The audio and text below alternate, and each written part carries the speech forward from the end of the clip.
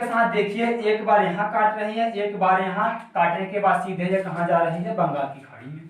तो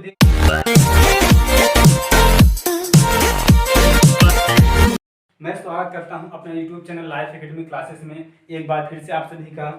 तो फ्रेंड्स, आज मैं जो चर्चा करूंगा मैथ, अर्थात मेरा क्या रहेगा सेशन, मैथ पर चर्चा करूंगा, जो कि NCERT क्लास 10। आज मैं मैथ पर चर्चा करूंगा, जो कि बहुपद, मैं बहुपद के बारे में चर्चा करूंगा। आज जो कि बहुपद का लेक्चर रहेगा एकदम बेसिक रहेगा। तो आज मैं आपको बहुपद बताऊंगा।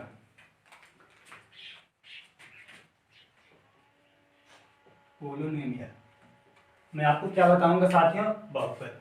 देखिए, यहाँ पर बहुपद कहने से पता चल जा रहा है कि यह दो शब्दों से मिलकर बना हुआ। कितने शब्दों से? दो शब्दों से मिलकर बना हुआ। आइए मैं इसे तोड़ते हैं, इसे हम दो भागों में डिवाइड करते हैं। एक है बहु, एक है पद। क्या बताया? एक है बहु, दूसरा है पद।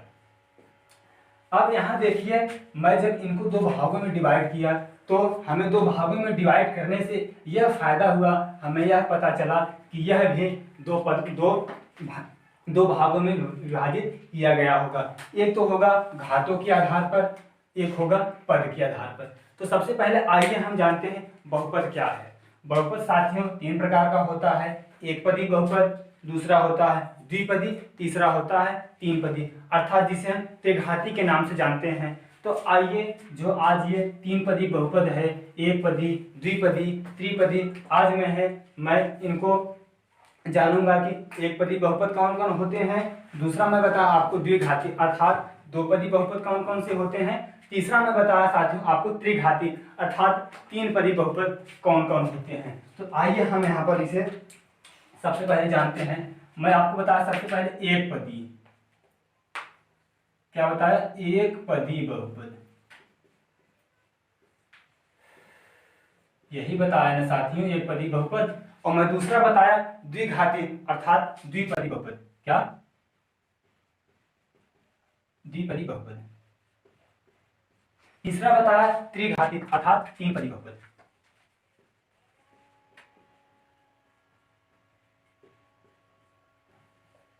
यहाँ पर देखिए, बहुपद को मैं दो भागों में डिवाइड किया, जो कि बहु, दूसरा पद। अब इनको मैं तीन भागों में विभाजित किया, अर्थात एक पदी, द्विपदी, तीसरा तीन पदी बहुपद। यहाँ पर बहुत सारे बच्चे सोच रहे होंगे, क्या तीन पद से ज्यादा क्या चतुर्थ पद नहीं हो सकता, पंचम पद भी हो सकता है। लेकिन हमें यहाँ पर क्या, त्रिघाती, हमें तीन पद तक ही ज्ञात करना है। तो आइए यहाँ पर एक पदी बहुपद क्या होता है, सबसे पहले मैं जानूंगा एक पदी बहुपद। एक पदी बहुपद किसे कहते हैं? अगर मैं माना कोई डिजिट, अर्थात मैं कोई संख्या ले लूं और उसके साथ कोई चर राशि। चर राशि कहने का क्या अर्थ है? अल्फाबेट्स के ए से लेकर जेड तक कोई भी, जो कि ABCD EFGH कुछ भी हो सकता है। सबसे पहले मैं कोई एक डिजिट लिया, मैं कोई एक संख्या लिया, वो संख्या क्या है? यहाँ पर देखिए 3 है। क्या मेरा ये एक पद बहुपद नहीं है साथियों? जरूर होगा, क्योंकि इसमें एक पद ही दिख रहा है। अगर मैं इसके साथ कोई चर राशि अर्थात XYZ लगा दूं, तब पर भी मेरा यह एक पद होगा। यहाँ पर मैंने क्या लगाया? X लगाया। और जो इसकी पावर है, जिसे हम घात, जिसे हम डिग्री के नाम से जानते हैं, अगर मैं इसके ऊपर पॉजिटिव में अगर कोई भी घात लगा दूं, चाहे 2, 3, 4, 5, 6 कुछ भी लगा दूं, तब पर भी हमारा क्या होगा? यह एक पदी बहुपद होगा। लेकिन अगर मैं यहाँ पर जो x की पावर है, अर्थात जो इसकी डिग्री है, अगर मैं यहाँ पर अगर मैं निगेटिव के रूप में अगर इसे लगा दूं, जैसे कि देखिए 3x-2, क्या मेरा यह एक पदी बहुपद होगा? नहीं। मैं आपको साथियों बताया, जो हमारा बहुपद है यह हमेशा पॉजिटिव के रूप में, अर्थात धनात्मक के रूप में पाया जाएगा, कभी भी नेगेटिव के रूप में कभी भी नहीं पाया जाएगा। अर्थात ऐसा हमें दिख रहा है तो मेरा क्या हो जाएगा? वह गलत हो जाएगा। तो आइए, यहाँ पर मैं आपको बताया एक पदी बहुपद। जैसे कुछ उदाहरण और ले लेते हैं, जैसे कि यहाँ पर 2x power 5, 3x power 6, 3x power 7, 4x power 8, 2x या 3 लिख लूं। आपको इसमें एक चर राशि जरूर दिख रही होगी और उसके साथ एक डिजिट, अर्थात एक संख्या भी दिख रहा होगा। तो मेरा क्या, यह एक पदी बहुपद है।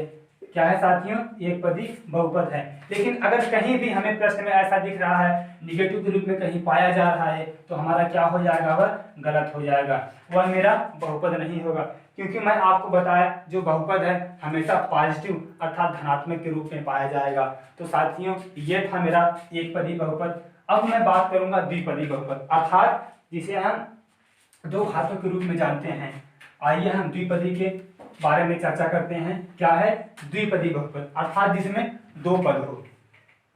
तो द्विपदी कहने से ही पता चल जा रहा है। अगर मैं द्विपदी को अर्थात दो भागों में डिवाइड करूं तो एक होगा द्वि, एक होगा पदी, अर्थात जिसमें दो पद जरूर हो, कम से कम दो पद हो। अगर ज्यादा से ज्यादा पद हो जा रहा है तब पर भी हमारा गलत हो जाएगा, क्योंकि अगर उससे ज्यादा पद हो जाएगा तो हमारा त्रिघाती अर्थात तीन पदी के रूप में आ जाएगा, तब पर भी यह गलत हो जाएगा। उसमें कम से कम एक पद से ज्यादा और उससे अधिक नहीं होना चाहिए, दो पद होना अनिवार्य है। तो आइए हम दो पदी को जानते हैं, अर्थात द्विपदी है क्या। अगर मैं यहाँ पर इसे 2x + 5 लिख दूं, मैं आपको पहले बताया चाहे कोई डिजिट रहे उसके साथ चर राशि लगा रहे या न लगा रहे तब पर भी मेरा क्या होगा, वह द्विघाती अर्थात दो पदी बहुपद होगा, वह जरूर होगा दो पदी बहुपद। अगर मैं इसी को 3x जैसे कुछ मैं उदाहरण लिख ले रहा हूँ,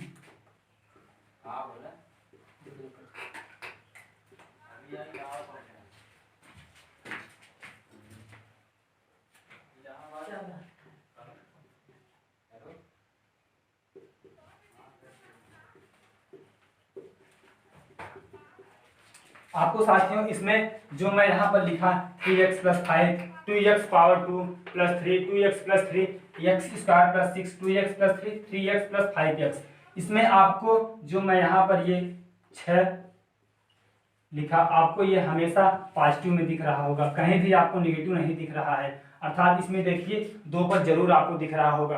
तो यह मेरा क्या होगा, द्विपदी बहुपद। मैं आपको बताया कोई जो यहाँ पर जो डिजिट है, जो संख्या है, इसके साथ कोई चर राशि कुछ भी लगा दिया जाए, अगर यहाँ पर y भी लगा दिया जाए, z लगा दिया जाए, x लगा दिया जाए, कुछ भी लगा दिया जाए, तो मेरा क्या होगा, यह एक पदी बहुपद होगा। तो यहाँ पर द्विपदी बहुपद होगा, इसके साथ कोई चर राशि जरूर लगा रहेगा। अगर चर राशि नहीं है तब पर भी हमें कोई घबराने की बात नहीं है, तब पर भी मेरा वह द्विपदी बहुपद होगा। और हाँ, मैं एक बात आपको बता दूं, यह हमेशा पॉजिटिव के रूप में पाया जाएगा, अर्थात धनात्मक के रूप में। तो आइए अब यहाँ पर हम तीन पदी बहुपद के सब्जेक्ट पर चर्चा करेंगे, अर्थात तीन पदी बहुपद के बारे में जानेंगे, अर्थात तीन पदी बहुपद है क्या। तो आइए सबसे पहले तीन पदी बहुपद को हम देखते हैं। यहाँ पर तीन पदी बहुपद कहने से ही पता चल जा रहा है। अगर मैं इसका फैक्टराइजेशन कर दूं, अर्थात गुणनखंड, अर्थात इसको मैं दो भागों में डिवाइड कर दूं, तो क्या मेरा ये तीन दूसरा पदी अर्थात जिसमें तीन पद जरूर हो। तो अगर हम यहाँ पर 2x² + 5x + 6 लिख दूं, तो क्या साथियों क्या इसमें आपको तीन पद नहीं दिख रहा है। अगर मैं इसको काउंट करूं तो पहला ये हो जाएगा, दूसरा ये, तीसरा ये हो जाएगा। यह मेरा क्या हुआ, त्रिपदी बहुपद, अर्थात जिसे हम त्रिघाती के रूप में जानते हैं। और यहाँ पर जो इसकी पावर है, जो इसकी डिग्री है, जो इसकी घात है, यहाँ पर कुछ भी हो सकता है। चाहे यहाँ पर मैं 20 लिख दूं, चाहे 10 लिख दूं, चाहे 5 लिख दूं, चाहे 6 लिख दूं, हमें इसकी डिग्री अर्थात इसकी पावर जो है हमें इससे मतलब नहीं है। बस हमेशा ये किस में रहना चाहिए, पॉजिटिव में। निगेटिव में हमें यह नहीं लिखना है। अगर निगेटिव में हमें कहीं ऐसा दिख रहा है तो क्या हो जाएगा साथियों, गलत हो जाएगा। हमेशा आपको यह पॉजिटिव के रूप में रहेगा जो मेरा बहुपद है, निगेटिव के रूप में कभी कहीं भी नहीं लिखना है। तो जैसा कि आइए एक दो उदाहरण और देखते हैं। जैसा कि मैं लिख दूं 5 + 3x + 6, क्या मेरा यह एक पदी बहुपद नहीं है। अगर मैं इसे काउंट करूं तो पहला एक, दूसरा दो, तीसरा तीन, क्या इसमें हमें तीन पद नहीं दिख रहा है। तो मेरा यह क्या होगा, त्रिपदी बहुपद, अर्थात जिसे हम त्रिघाती के रूप में जानते हैं।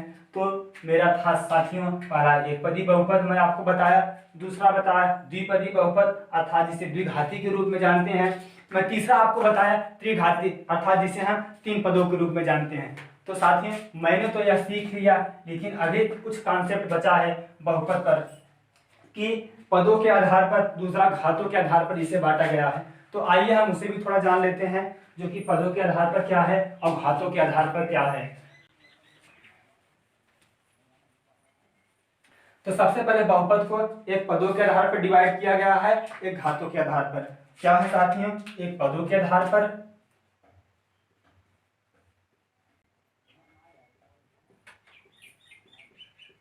दूसरा है घातों के आधार पर।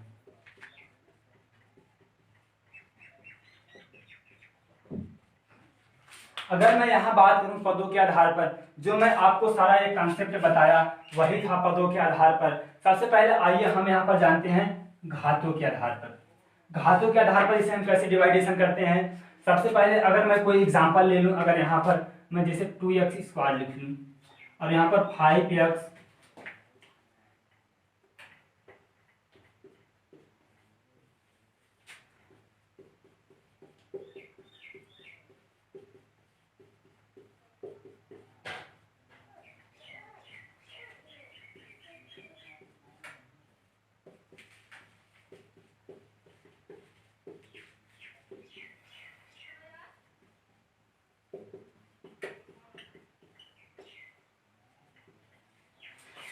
अगर मैं साथियों यहाँ पर देखिए मैं घातों के आधार पर चर्चा कर रहा हूँ, अर्थात अगर हम इसकी पावर जो डिग्री दिया है, जो इसकी घात दिया है, अगर मैं इस पर अगर देखूं, अगर कुछ ना कुछ हमें इसमें जरूर दिख रहा है। सबसे पहले तो यह हमें डिजिट अर्थात संख्या जरूर दिख रहा है, अर्थात जो इसकी घात है, जो पावर है। मैं यहाँ पर देखिए घातों के आधार पर, अर्थात जिस पर घात ज्यादा होगा वही हमारा क्या होगा, करेक्ट आंसर होगा। क्या होगा, करेक्ट आंसर। हमें यहाँ पर जो कि 4 क्वेश्चंस लिखे गए हैं, अगर इसमें जिसकी घात ज्यादा है वही हमारा क्या होगा, सही उत्तर होगा। तो आइए सबसे पहले हम यहाँ पर देखते हैं, जैसे कि यहाँ पर 2x पावर 2 दिया है, अर्थात 2x घाते 2, जो उसकी डिग्री है ये कितना है, 2 है। और यहाँ पर हमें 5x पावर 3, अर्थात जो इसकी डिग्री है कितना है साथियों, वह 3 है। अगर हम बात करें 2 और 3 का अंतर, जो इसका डिफरेंट है कितना है, 1 का है, अर्थात 2 से कहीं ज्यादा, अर्थात +1 होने से कितना हो रहा है, 3 हो रहा है कि नहीं। तो हमें यहाँ पर जो इसकी पावर है, जो इसकी डिग्री है, क्या कहीं 2 से ज्यादा ये 3 नहीं है। क्यों ज्यादा है, क्योंकि अगर 2 + 1 करूं तो 3 होगा। यहाँ पर 3 होने में कितना की वृद्धि हो रही है साथियों, 1 की वृद्धि हो रही है। तो हमें जो इसकी पावर है, जो डिग्री है, क्या होगा साथियों, इसका आंसर 3 होगा, यही होगा ना। और मैं इसी तरह से अगर इस पर बात करूं तो देखिए 3x power 5 + 6x power 3 + 6x power 3 + 7x power 8। अगर हम बात करें तो 3 से ज्यादा दो जरूर है, 3 से ज्यादा 5 जरूर है, इसमें 2 की वृद्धि जरूर हुआ है, लेकिन 5 से कहीं ज्यादा 8 है। क्यों, क्योंकि इसमें कितने की वृद्धि हुआ है, 3 की वृद्धि। 5 + 3 = 8 होगा ना।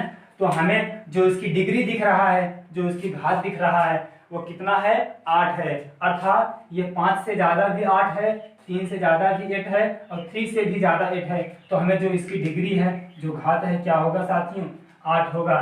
और मैं इसी तरह से अगर इस पर चर्चा करूं तो यहाँ पर 3x पावर 3 है, अब यहाँ पर 9x² है, यहाँ पर 2x है, अर्थात ये एक पद हुआ, अर्थात इसमें एक पद है। अगर x के ऊपर, अर्थात जो x की घात है, अगर यहाँ पर कुछ लिखा न रहे तब पर हमें यहाँ पर कितना समझना है, 1 समझना है। तो अगर यहाँ पर मैं इसकी बात करूं तो इसकी जो डिग्री है कितना है साथियों, 2 है कि नहीं, बोलो। और इसी तरह से मैं इस पर बात करूं तो क्या है, 3x पावर 3 है, जो इसकी डिग्री है, जो इसकी घात है, कितना है, 3 है। तो कहीं 2 से ज्यादा 3 है, तो यहाँ पर कितने की वृद्धि हुआ, 1 की। तो जो इसकी घात होगा, जो डिग्री होगा, वह 3 होगा। और मैं इसी तरह से अगर इस पर बात करूं तो 2x पावर 2 + 5x + 6 दिख रहा है।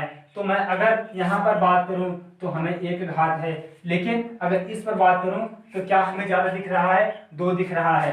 तो हमारा क्या हो जाएगा, करेक्ट आंसर 2 हो जाएगा। तो यहाँ पर मैं बहुपद को 2 भागों में बांटा, एक पदों के आधार पर, दूसरा घातों के आधार पर। तो जैसा कि जो पदों के आधार पर है वह होगा एक पदी बहुपद, द्विपदी बहुपद, 3 पदी बहुपद। सेम इसी का ये कॉपी है, अर्थात इसी का ये कॉपी है जो पदों के आधार पर बांटा जाएगा। अगर एक पदी बहुपद की बात करूं तो 2x होगा, अर्थात +5 भी होगा, अर्थात 3 भी होगा, 6 भी होगा। द्विपदी बहुपद की बात करूं जिसमें कम से कम 2 पद जरूर हो, अगर मैं 3 पद की बात करूं तो कम से कम 3 पद जरूर हो।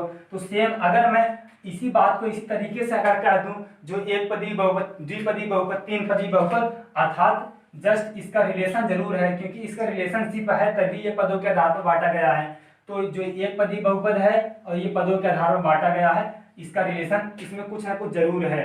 तो जैसे अगर यहाँ पर मैं 2 लिख दूं प्लस 5x प्लस 6 लिख दूं तो यह एक पद हुआ। तो इसी तरीके से यहाँ पर पदों के आधार पर बांटा गया है, लेकिन घातों के आधार पर कैसे बांटा गया है, जिसकी डिग्री अर्थात जिसकी पावर ज्यादा है वही मेरा क्या होगा, करेक्ट आंसर होगा। तो साथियों जो यह बेसिक कॉन्सेप्ट था मैं आपको बताया। अब आइए जो कक्षा 10 अर्थात एनसीईआरटी की बुक एक्सरसाइज 2.1 में दिया गया है मैं उसे आपको सॉल्व कराऊंगा, जो उसमें क्वेश्चंस है। उसके बाद मैं धीरे धीरे चलूंगा एक्सरसाइज 2.2 पर। तो सबसे पहले आज मैं चर्चा करूंगा एक्सरसाइज 2.1 पर। जो इसमें क्वेश्चन दिए हैं मैं आपको सब सॉल्व कराऊंगा। यहाँ पर आपको ये बुक दिख रहा होगा जो कि एनसीईआरटी की बुक है, क्लास 10th की है। तो आइए यहाँ पर क्या दिया है कि किसी बहुपद px के लिए y = px का ग्राफ नीचे चित्र में दिया गया है। प्रत्येक स्थिति में हमें px और शून्यकों की संख्या ज्ञात करना है।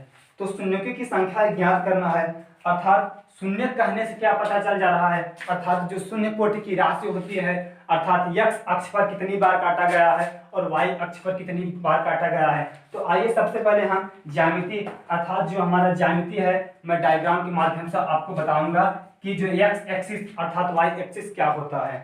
तो यहाँ पर मान लीजिए ये कोई बिंदु है, अगर मैं इसे अगर दो भागों में डिवाइड कर दूं अर्थात ये जो बिंदु है, जो रेखा है, जो दोनों लाइनें हैं अर्थात इस बिंदु पर काट रही है, उस बिंदु का क्या नाम दिया गया, मूल बिंदु। सबसे पहले यह किसने बताया, हमारे महान गणितज्ञ ऋणिधि कार्तिक ने बताया। यदि किसी समतल पृष्ठ पर एक क्षैतिज रेखा और एक ऊर्ध्वाधर रेखा किसी बिंदु को काट रही है अर्थात जिस बिंदु को काट रही है इस बिंदु का क्या नाम दिया गया मेरे साथियों, मूल बिंदु। यह किसने बताया, हमारे महान गणितज्ञ ऋणिधि कार्तिक ने बताया।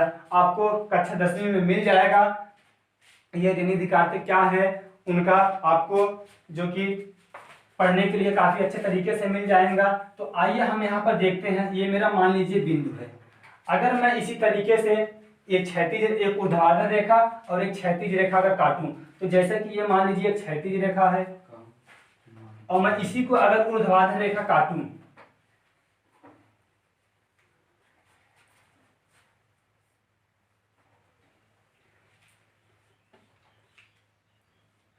तो देखिए यहाँ पर जो इस बिंदु को काट रहा है अर्थात इस बिंदु का क्या नाम है साथियों, मूल बिंदु। क्या है, मूल बिंदु।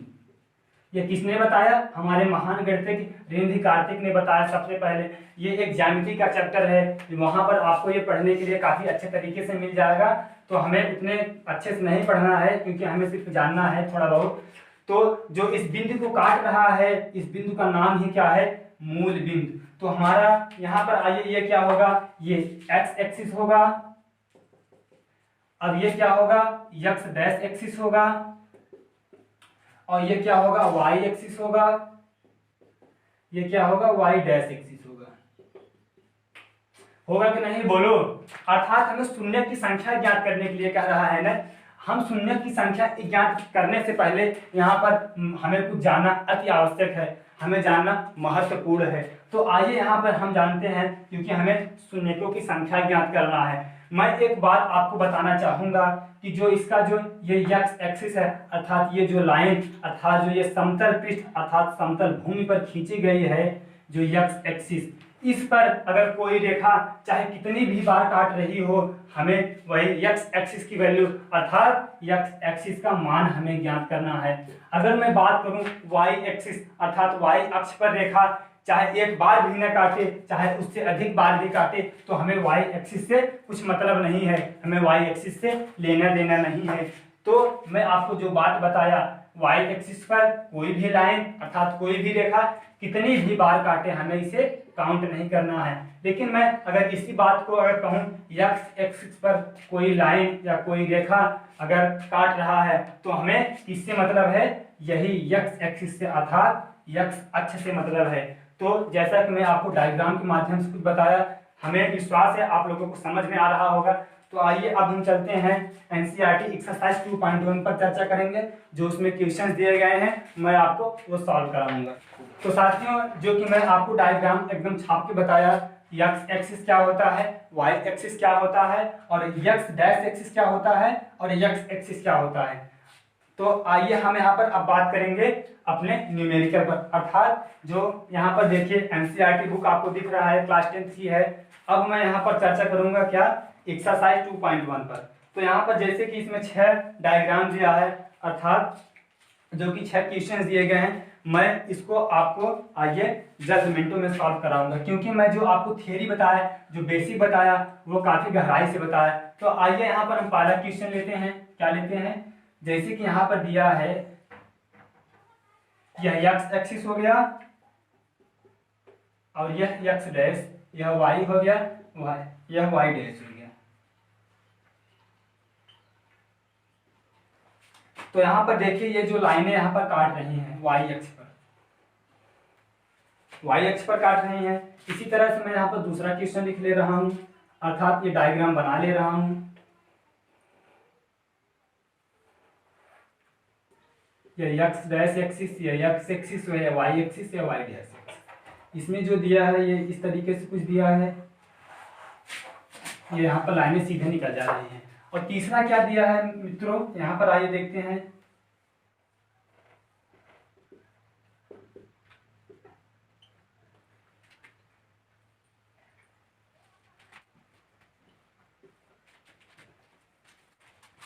तो यहाँ पर 4 क्वेश्चन दिए गए हैं। अब यहाँ पर देखिए मैं आपको बताया, सबसे पहले रेंज कार्तिक ने यह बताया, यदि किसी समतल पृष्ठ पर या समतल भूमि पर यदि कोई बिंदु, अर्थात कोई बिंदु दिया गया है, अगर इस पर कोई क्षैतिज रेखा या ऊर्ध्वाधर रेखा काट रही है, तो इस बिंदु का क्या नाम दिया गया है, मूल बिंदु। तो जैसा कि मैं आपको बताया कि हमें वाई एक्सिस से कोई मतलब नहीं है, हमें सिर्फ एक्स एक्सिस से मतलब है। तो आइए हम यहाँ पर पहले क्वेश्चन में देखते हैं। मैं आपको बताया अगर एक्स एक्सिस पर लाइनें, अर्थात जो रेखा है वह काट रही है, हमें वही काउंट करना है। लेकिन यहाँ पर वाई एक्स अर्थात वाई अक्ष पर ये जो लाइनें हैं, जो रेखा काट रही हैं, तो हमें इससे कोई मतलब नहीं है। तो यहाँ पर शून्यों की संख्या क्या हो जाएगा साथियों, यहाँ पर क्या होगा, शून्य होगा, क्योंकि हमें वाई अक्ष से कोई मतलब नहीं है। अगर मैं यही बात करूं दूसरे नंबर क्वेश्चन पर, जो कि देखिए यह रेखा वाई अक्ष पर तो जरूर काट रहा है, लेकिन वाई अक्ष के साथ साथ भी एक्स एक्सिस अर्थात एक्स अक्ष पर भी काट रहा है। तो एक्स अक्ष पर ये कितनी बार लाइनें काट रही है, कितनी बार ये रेखा काट रही है, एक बार, क्योंकि देखिए यही हमारा एक्स अक्ष है ना, तो एक ही बार गुजरी है यह लाइन। तो मेरा शून्य की संख्या क्या होगा, यहाँ पर कितना होगा साथियों, 1 होगा। और मैं इसी तरह से यहाँ पर बात करूं, देखिए एक्स अक्ष के साथ साथ ये रेखा वाई अक्ष पर भी गई है, तो हमें ये वाई अक्ष को भूल जाना है, हमें सिर्फ एक्स एक्सिस अर्थात एक्स अक्ष से मतलब है। देखिए ये रेखा यहाँ से प्रवेश की है, सबसे पहले तो एक बार यहाँ एक्स अक्ष पर काट रही है, कितनी बार, एक बार। लेकिन वाई अक्ष पर काट रही है, तो हमें इससे कोई मतलब नहीं है। अब उसके साथ देखिए एक बार यहाँ काट रही है, एक बार यहाँ काटने के बाद सीधे ये कहाँ जा रही है, बंगाल की खाड़ी में। तो देखिए यहाँ पर ये 2, यहाँ पर 3, तो कितनी बार रेखा ये काट रही है, जो कि एक्स एक्सिस पर 3 बार। तो हमारे यहाँ पर शून्य की संख्या क्या होगा, 3। क्या होगा मित्रों, 3 ही होगा ना। अगर मैं बात करूं चौथे नंबर क्वेश्चन पर, वाई अक्ष पर तो कोई रेखा ही नहीं काट रही है, यहाँ पर एक्स एक्सिस अर्थात एक्स अक्ष पर काट रही है, तो कितनी बार ये रेखा काट रही है, एक बार इधर गई, एक बार इधर, सीधे ये कहाँ निकल गई, ऊपर की तरफ। ये कितनी बार रेखा काट रही है, 2 बार। तो आइए यहाँ पर 2 क्वेश्चन और इसमें बचे हैं, आपको कराता हूँ, ऐसा करूंगा एक्सरसाइज 2.2 पर। तो साथ में यहाँ पर देखिए 2 क्वेश्चन और है, इसे मैं जल्दी से सॉल्व करा देता हूँ। तो जैसा कि दिया गया है, 5वां दिया है, ये एक्स एक्सिस है, ये एक्स डैश एक्सिस है, ये वाई एक्सिस है, ये वाई डैश एक्सिस है। तो रेखा कहीं ना कहीं इस तरफ से आई है, ऐसे फिर ऐसे फिर ऐसे निकल कर यहाँ पर आ गई। 6वां नंबर क्वेश्चन क्या है,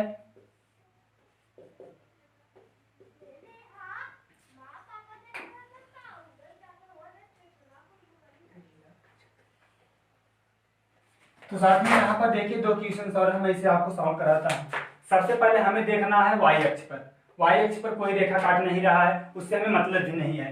तो सबसे पहले देखिए एक्स अक्ष से यहाँ पर ये लाइन प्रवेश कर रहा है, पहली बार एक बार तो यहाँ काटा, दूसरी बार 2 यहाँ दूसरी बार काटा, और एक्स वाई अक्ष पर काट रहा है, लेकिन हमें यहाँ पर कोई मतलब नहीं है। तो एक बार यहाँ काटा, एक बार यहाँ, उसके बाद ये सीधे निकल कर चले आए अपने मार्ग पर। तो यहाँ पर ये लाइन कितनी बार काट रहा है, 1 2 3 4, इसका शून्य क्या हो जाएगा, 4 हो जाएगा। मैं इसी तरह से इस पर बात करूं तो यहाँ पर देखिए जो x अक्ष है, x अक्ष पर ये लाइन जा रही है। यहाँ पर देखिए ये x अक्ष है, ये y अक्ष है, ये x अक्ष है। जो x अक्ष से लाइन प्रवेश कर रहे हैं तो ये एक बार ही काट रही है ना, लेकिन यहाँ पर समझ में नहीं आ रहा है ये रेखा x अक्ष को काट रही है कि नहीं। यह रेखा x अक्ष को नहीं काट रही है। क्यों? ये जो रेखा x अक्ष है इसके ऊपर से सीधे कहाँ निकल गई है, y अक्ष पर। फिर y अक्ष के ऊपर निकलने के बाद ये आके x अक्ष को सिर्फ क्या कर रही है, टच कर रही है। काटने का क्या अर्थ होता है, इसका जो भाग दिया है अगर इस तरीके से अगर हल्का भी नीचे अगर निकला होता तो हमारा x अक्ष पर ये रेखा काट रही है, लेकिन यहाँ पर ये रेखा यहाँ भी नहीं काट रही है, यहाँ भी नहीं, y अक्ष से कोई मतलब नहीं है। तो यहाँ पर शून्य की संख्या क्या होगा साथियों, 1 होगा। क्या होगा, 1 होगा। जैसा कि साथियों मुझे पूरा उम्मीद होगा यह जो लेक्चर जो कि एक्सरसाइज 2.1 का था, जो बेसिक कॉन्सेप्ट था, आपको समझ में आया होगा। तो साथियों आपसे हम फिर मिलेंगे एक्सरसाइज 2.2 में, तो बने रहिए हमारे चैनल पर। और एक बात कहना चाहूँगा साथियों, अगर अभी तक हमारे चैनल को आप सब्सक्राइब नहीं किए हैं तो मेरा रिक्वेस्ट है आप मेरे चैनल को जरूर सब्सक्राइब करें, ताकि मेरा कोई नोटिफिकेशन अपडेट हो आप सबके पास जल्द से जल्द पहुंच जाए। तो साथियों आज का वीडियो यहीं तक रखते हैं, आपसे मिलेंगे फिर नेक्स्ट वीडियो में। धन्यवाद।